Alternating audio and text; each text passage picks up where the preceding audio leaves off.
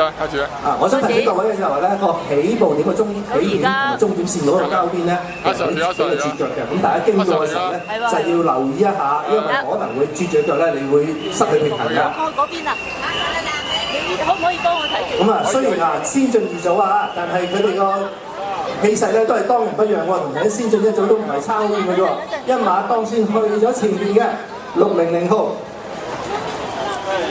咁後邊咧有幾個咧係即係競步嘅選手，係老手嚟㗎啦，663啊、677啊咁樣。咁但係留意下，再提醒下，咁究竟你跑去得先，究竟係咪即係真係已經係即係贏咗咧？贏喺呢匹線上咧？咁留意一下，你哋嘅技術係一定要掌握得好嘅，因為有裁判會睇住你技術，究竟你嘅膝頭哥喺落地嗰剎那去到重心下邊嘅時候係咪曲咗？呢個係一個犯規行為嚟㗎。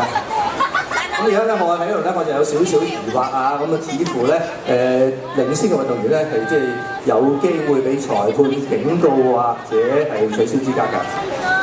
咁啊，見到剛才運動員咧，啱啱咧就過咗呢一個發嘅關啊！唔該曬，幫我拉拉佢。咁啊，就係咧頭先黃 Sir 講嘅呢個成個賽道裏面第一個嘅呢個有挑戰性嘅地方。咁你喺度啊，呢個彎過完之後咧，好多運動員都即係不能自我咁咧，就篩咗喺出邊啊！咁去咗咧，直情喺個即係停車處嗰邊啊！咁呢個咧係即係大家都要小心嘅，同埋當尤其係當今次嘅參賽運動員用多嘅時候咧，咁你咧就會受到其他嘅運動員嘅行嘅線嘅障礙咧，你可能咧要兜多比較多啲路㗎啦。而家咧佢哋已經入到去雪廠街啦。咁見到咧除咗領先嘅運動員之外咧，後邊有一大堆嘅，咁有相當多人咧一齊嘅。咁你呢啲今次睇咧，即係似乎呢幾個都係訓練有素嘅喎。佢哋如果你睇翻呢度，佢哋有啲係註冊嘅運動員嚟嘅喎，即係已經係參加競步嘅係相當嘅咯。667號第2位嘅係潘偉全啊，咁啊而家仲有後邊咧，仲有幾個喺後邊啊。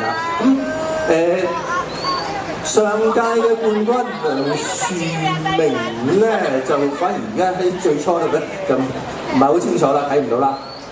咁啊，今次咧就即係比賽個環境咧就比較即係嚴峻啲嘅，因為咧參賽選手多咧，如果你行得即係你個位唔好咧，你可能就即係俾人哋阻住啦。睇錯咗，對唔住啊！梁樹明而家跟住第4位。黃 Sir，我見到咧而家暫列第1位嘅600號嘅跑嘅個步姿啦，同埋677號咧好唔同喎。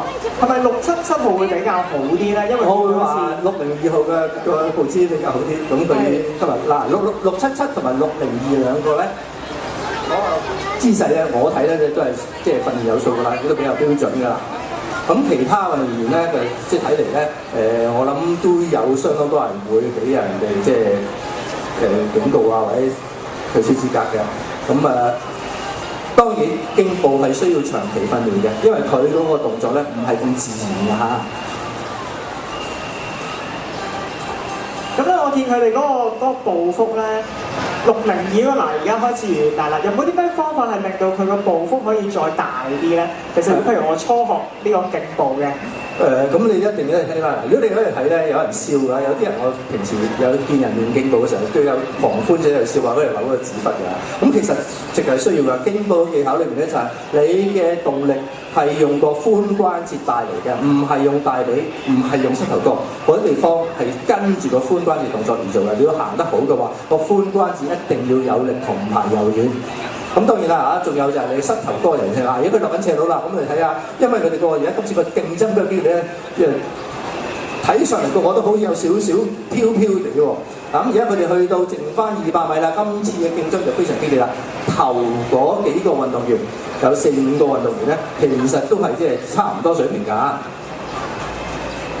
好啦，暫時領先緊嘅咧都係602號，都上屆冠軍啊梁樹明啊，咁啊緊隨其後咧就係677號廖克明啊。咁啊亦都係咧註冊嘅運動員嚟嘅喎。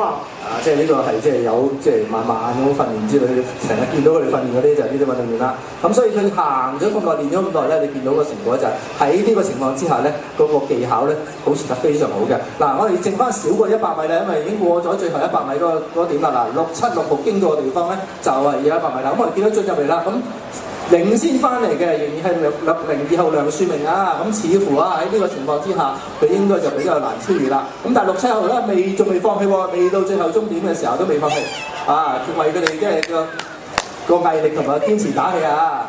咁咧，我知道在場咧喺呢個位置咧都有咧好多佢哋嘅 fans 啊，同埋佢哋嘅家人咧嚟到支持佢哋參加呢個比賽喎。咁所以咧見到佢衝線嘅時候咧，都呼同埋拍掌打氣啊！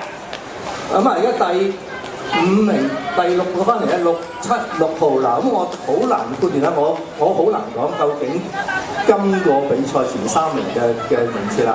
第1、第2，我覺得好肯定嘅。